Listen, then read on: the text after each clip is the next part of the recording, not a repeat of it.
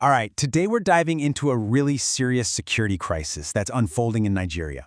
We're going to look at what this all means for the country's president because it really comes down to a government's most basic, fundamental promise. So let's get right into it.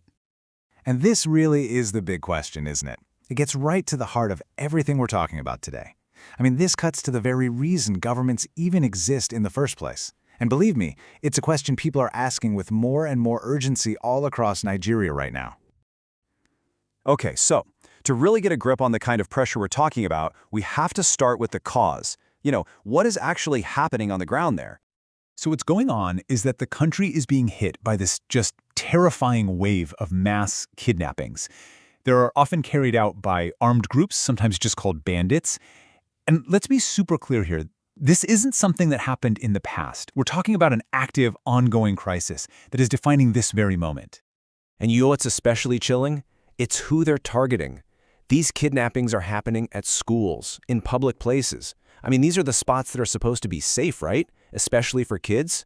When you start attacking these locations, sometimes grabbing hundreds of students at once, well, that's a surefire way to send fear spiraling. But it's not just the fact that these attacks are happening. The real story here, the thing that's really cranking up the pressure, comes down to two things: their scale and their frequency. Yeah, this quote really nails it. When we say scale, we're talking about the sheer size of these attacks, how many people are being taken. And frequency is all about how often it's happening. And it's that 1-2 punch, that terrifying combination, that's causing so much alarm. And this really puts it into perspective. Look, if something bad happens once, it's a tragedy, right? You can see it as a terrible, isolated incident. But when it keeps happening over and over, that's not an incident anymore. That's a pattern. And a pattern suggests the whole system is breaking down. And that's exactly how you go from a few people being concerned to widespread public fear. So, okay, you've got this rising tide of fear.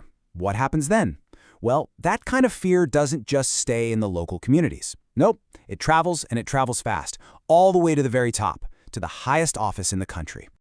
And that's the thing. This isn't just about security anymore. It has exploded into a full-blown political crisis. And it's creating some major fallout, specifically for President Bola Tinubu's government. Yeah, it's a direct challenge, no doubt about it. The source material is clear. These kidnappings are, and I quote, putting serious political pressure on President Bola Tinubu. The takeaway? In the public's mind, the buck stops with him.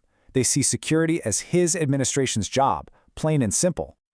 And you can see the domino effect right here. It's a straight line. The attacks happen, people get scared, and that fear turns directly into political heat on the president to do something about it.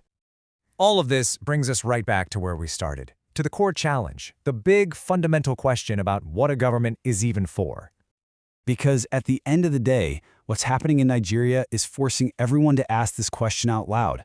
The attacks are making people wonder about the government's ability to guarantee security. To put it another way, can the government actually do its most basic job? And let's just take a second to talk about what guaranteeing security really means. It's the bedrock promise, right? The deal a state makes with its people: we will protect you from harm. And when that promise gets broken, again and again, people start to question the government's entire reason for being.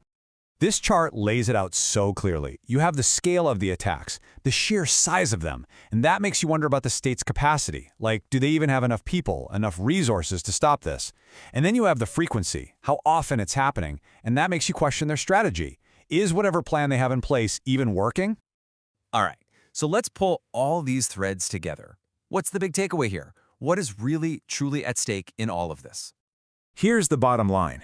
What's happening in Nigeria? It's more than just a string of awful news stories. It is a fundamental test of governance itself. It's a test of whether the government can keep that one basic promise it's supposed to.